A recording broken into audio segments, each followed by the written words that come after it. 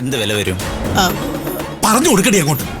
അത് ഒരു 6-7 ലക്ഷം രൂപയൊക്കെ വരും. കൂടിപ്പോയ ഒരു 8 ലക്ഷം രൂപ, അത്രയല്ലേ ഉള്ളൂ. ഞാൻ പാർട്ട്ണറായിട്ടുള്ള എൻ്റെ കമ്പനി ഇവിടെ മുല്ലയ്ക്കൽ ഒരു 65 സെന്റ് സ്ഥലം മേടിച്ചു. അതിൻ്റെ രജിസ്ട്രേഷൻ കഴിഞ്ഞിട്ടാണ് ഞാൻ വരുന്നത്. അതിന് ഞാൻ കൊടുത്തത് 1,20 ലക്ഷം രൂപയാണ്. ഞാൻ എന്തിനാ അപ്പച്ചി ചാരു ഈ ബൈക്ക് എടുത്ത് മാല പൊട്ടിക്കാൻ വേണ്ടി ഇറങ്ങുന്നേ? എടി, അവനിപ്പോ ഒരു കേസ് കൊടുത്താണ്ടല്ലോ, നീ അകത്താ. ആവശ്യമില്ലാത്ത തെളിവുണ്ടാക്കി കള്ളക്കേസ് കൊടുത്തതിന്. നീ മാത്രമല്ല, നീയും നിന്റെ മാമനും നിനക്ക് കൂട്ടിരുന്ന പോലീസുകാർ പലതവണ ഞാൻ പറഞ്ഞതാ കൊടുക്കാൻ. അപ്പൊ അവനൊരു പാവമായതുകൊണ്ട് പറഞ്ഞ് വേണ്ട ഇറ്റപ്പാ, നമുക്ക് കൊടുക്കണ്ടെന്നു. വേറെ വല്ലവരാണെങ്കിൽ ഉണ്ടല്ലോ അപ്പ കേസ് കൊടുത്തേനെ. ഒന്നും വേണ്ട, വെറുതെ ഒരു വെള്ള പേപ്പറിൽ എഴുതി അങ്ങ് കൊടുത്താ മതി. നീ അകത്താ. നീ നിന്റെ മാമനും കൂടെ അകത്തിരുന്ന് ഉണ്ടാ തിന്നു ഉണ്ടാ. അല്ല പിന്നെ എന്നിട്ടോ അവൻ നിക്കുക. എന്തുകൊണ്ടാ? അവര് പാവമായതുകൊണ്ട്. ബോംബെ നിന്ന് വന്നപ്പോ എന്തൊക്കെയോ കുറച്ച് സാധനം കൊണ്ടുവന്ന് സ്നേഹത്തോടെ കൊടുക്കാന്ന് വെച്ചപ്പോ അവർക്ക് അഹങ്കാരം. നീ കൊടുക്കണ്ട. നീ ഒരു കാര്യം ചെയ്, അതുമല്ല അനാഥാലയത്തിലും കൊടുക്കണം. അല്ലെങ്കിൽ ഒരു കാര്യം ചെയ്, ഇതുമല്ല കായലിലോട്ട് വലിച്ചെറിയും. എവക്കൊന്നും കൊടുക്കാൻ വേണ്ട. അല്ലോ പിന്നെ ചിറ്റപ്പാ മതി, നിർത്ത്. ഞാൻ ഒന്ന് സംസാരിച്ചോട്ടെ. ചിറ്റപ്പ അങ്ങോട്ടില്ലേ? ഞാൻ സംസാരിക്കട്ടെ. കുഞ്ഞോളെ വാടി. കുളം വന്നാൽ രണ്ടിടത്തിന് വലിച്ചു ചോദിക്കാൻ. ചാരു, ഇതൊരു ചുരി ബോട്ടം സെറ്റാ. ഇത് ഞാൻ ചാരുവിന്റെ ഫോട്ടോ കാണിച്ച് പ്രത്യേകം തയ്പ്പിച്ചതാ. എനിക്ക് നിന്റെ ഒരു സാധനവും വേണ്ട, നിന്നെ കാണുകയും വേണ്ട. ചാരു, നമ്മുടെ മോതിരന്മാരിൽ വരെ എത്തിയതാ. പിന്നീട് അങ്ങോട്ട് കല്യാണത്തെക്കുറിച്ചുള്ള സ്വപ്നം മാത്രമായിരുന്നു എനിക്ക്. നീ എന്നെ ഒരുപാട് സ്നേഹിക്കുന്നുണ്ടെന്ന് ഞാൻ കരുതി. നിന്നെ ഞാൻ ഒരുപാട് സ്നേഹിച്ചു. ഒരുമിച്ച് ഡ്രസ്സ് എടുക്കാൻ പോയതും ബൈക്കിൽ എൻ്റെ കൂടെ ഹോസ്പിറ്റലിൽ വന്നപ്പോഴും അന്നേരമൊക്കെ എനിക്ക് ഭയങ്കര സന്തോഷം തോന്നി. പക്ഷേ നീ എന്നെ ചീറ്റ് ചെയ്യണമെന്ന് എനിക്ക് പിന്നീടാണ് മനസ്സിലായത്. എനിക്കിതിനോട് ദേഷ്യമൊന്നുമില്ല, പക്ഷേ മനസ്സിൽ ചെറിയ വിഷമമുണ്ട്, അത്രയേ ഉള്ളൂ. നീയും അരവിന്ദനും കല്യാണം കഴിച്ച് സന്തോഷമായിട്ട് ജീവിക്കണം. അതിന് എൻ്റെ എല്ലാ സപ്പോർട്ടും ഉണ്ടാവും. ദേ, നിങ്ങൾക്ക് 2 പേർക്കും. പിന്നെ ഞാൻ എന്തായാലും കള്ളനല്ല എന്ന് നിന്റെ മുന്നിൽ തെളിയിച്ചിട്ടേ ഞാൻ ഇവിടുന്ന് പോവും. അതുവരെ ബിസിനസ്സൊക്കെ ആയിട്ട് ഞാൻ ഇവിടെയൊക്കെ തന്നെ ഉണ്ടാവും. നിന്റെ കയ്യിലെ ടാറ്റു പോലെ തന്നെ എന്റെ മനസ്സിൽ പതിഞ്ഞതാ നീ കള്ളനാണെന്ന്. അതിനി എന്തൊക്കെ പറഞ്ഞാലും ചെയ്താലും മായാൻ പോകുന്നില്ല. ഞാൻ നിന്നെ വിശ്വസിക്കാനും പോകുന്നില്ല.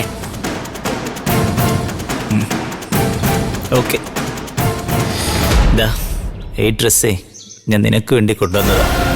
എന്തായാലും ഞാനിത് തിരിച്ചു കൊണ്ടുപോകുന്നില്ല. എൻ്റെ അച്ഛൻ പറഞ്ഞ പോലെ ഞാനിത് കായലിലും എറിയുന്നില്ല. ഞാനിത് അവിടെ വെച്ചേക്കാം.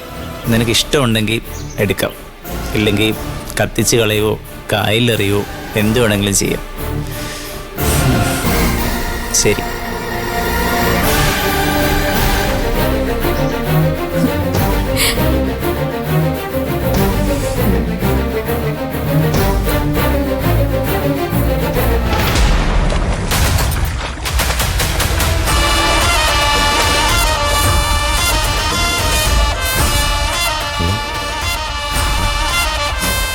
ഇതവനല്ലേ?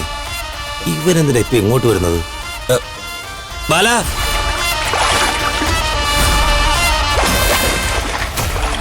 ബാല ഇങ്ങൊന്നേ. ബാലമാമ, ബാല എങ്ങനെയാണ് നിന്റെ മാമനാവുന്നത്?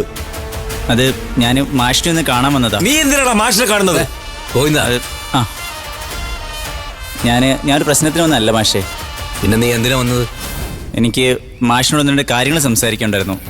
ഞാനൊന്ന് നിന്നെ പോലുള്ളവർക്ക് ഇരിക്കാനുള്ള ഇടമല്ലത്. ഗോവിന്ദ,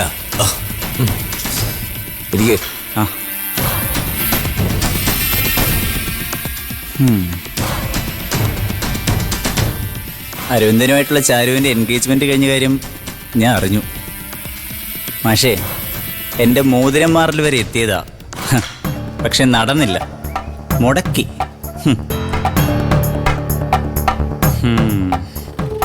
മുംബൈ ഞാൻ വീണ്ടും കുട്ടനാട്ടിലോട്ട് വന്നതേ ചാരു ഉള്ളത് കൊണ്ടാണ്. പക്ഷെ ഇതാ ബാബുക്കുട്ടൻ നാട്ടിലുണ്ടെന്ന് വിചാരിച്ച് നിങ്ങളാരും പേടിക്കൊന്നും വേണ്ട കേട്ടോ. മാഷിന്റെ മോന്റെ കല്യാണം ഗംഭീരമായിട്ട് നടത്താൻ ദാ ഞാൻ മുന്നിലുണ്ടാവും. ചാരുവിന്റെ അച്ഛന്റെ കൂടെയും ഉണ്ടായാലേ പറ്റൂ. ഞങ്ങള് ബന്ധുക്കളായി പോയില്ലേ മാഷേ. ഒരച്ഛൻ അവൾക്ക് അമ്മയില്ലാതാക്കിയതാരാ? ഈ വീട്ടിൽ വളർന്ന കുട്ടിയാവള്.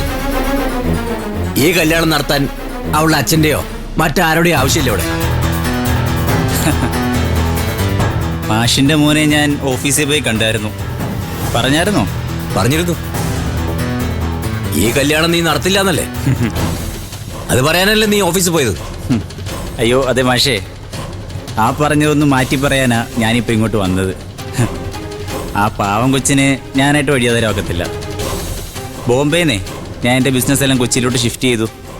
കുട്ടനാട്ടിൽ കുറച്ച് റിയൽ എസ്റ്റേറ്റ് പരിപാടികളും റിസോർട്ടും ഹൗസ് ബോട്ടും അങ്ങനെ ചെറിയ ചെറിയ പരിപാടികളായിട്ട് സ്റ്റാർട്ട് ചെയ്യാമെന്നാ വിചാരിക്കുന്നത്. പിന്നെ 1-2 കള്ള് ഷാപ്പും 1-2 പ്രോപ്പർട്ടിക്ക് അഡ്വാൻസ് കൊടുത്തു.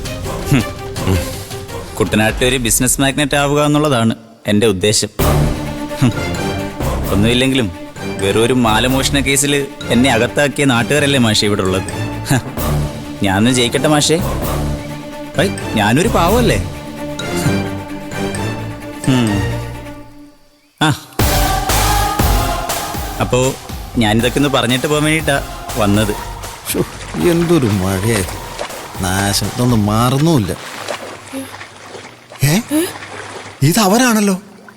അപ്പോ ശരിയെന്നാ. ഇത് പിടിച്ച് താൻ തന്നെയാ.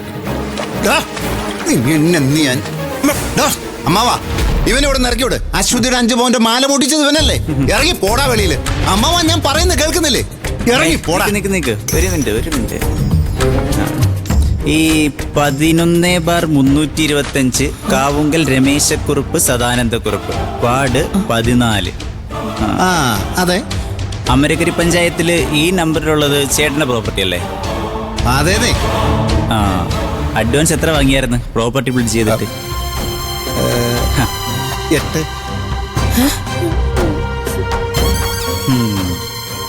ഇനി എത്ര കിട്ടാനുണ്ട്? 32.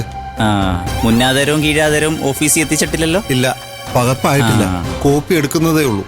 അതിനി എപ്പോ എത്തിക്കും? അയ്യോ, നാളെ തന്നെ ആ എത്തിക്കാം. അങ്ങനെയാണെങ്കിലേ ആലപ്പുഴയുള്ള മുല്ലക്കരി ഓഫീസിൽ വന്നിട്ടേ ബാക്കി പൈസ വാങ്ങിച്ചോ. ബാക്കി റെക്കോർഡ് എല്ലാം അവിടെ ഉണ്ട്. അപ്പൊ ശരിയെന്നാ. അയ്യോ മാഷേ, മാഷ് ക്ഷമിക്കണം കേട്ടാ, ഇത് ഞങ്ങൾ തമ്മിലൊരു ബിസിനസ് ഇടപാടാ. പിന്നെ മാഷേ, ഇതുപോലുള്ള വേറെ പ്രോപ്പർട്ടി പറയണം കേട്ടോ, ഞങ്ങൾ എടുത്തോളാം. ഈ റിസോർട്ടിനെ പറ്റിയ നല്ല കണ്ണായ സ്ഥലങ്ങളൊക്കെ ഞങ്ങൾ നോക്കുന്നുണ്ട്. അപ്പൊ എന്നാ ഞാൻ പോയിട്ട് വരാം. ശരി. ആ, പിന്നെ കൊട ഞാൻ എടുത്തോളാം. ബാബുക്കുട്ടൻ വന്നട്ടെ. അതെ, നമ്മുടെ നെടുമുടി ഷാപ്പിൽ നല്ല ഞണ്ടും കപ്പയും കിട്ടും. കുറച്ച് കഴിക്കാം. വേണ്ടാത്തോണ്ട് വേണ്ടേ? അപ്പൊ എല്ലാം പറഞ്ഞ പോലെ.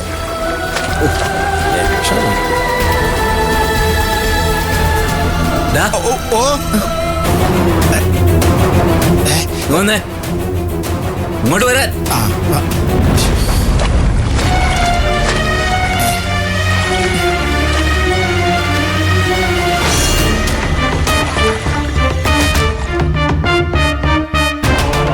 എന്താ മാമ?